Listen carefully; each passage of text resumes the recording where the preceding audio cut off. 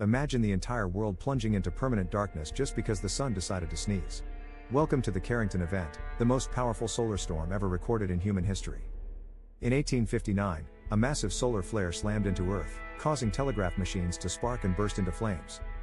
The northern lights were so bright in the tropics that people thought it was morning and started their chores.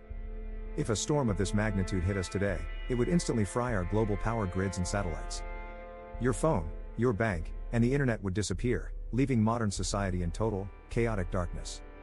It is a cosmic bullet that we have dodged for over a century, but our luck is running out, which is exactly why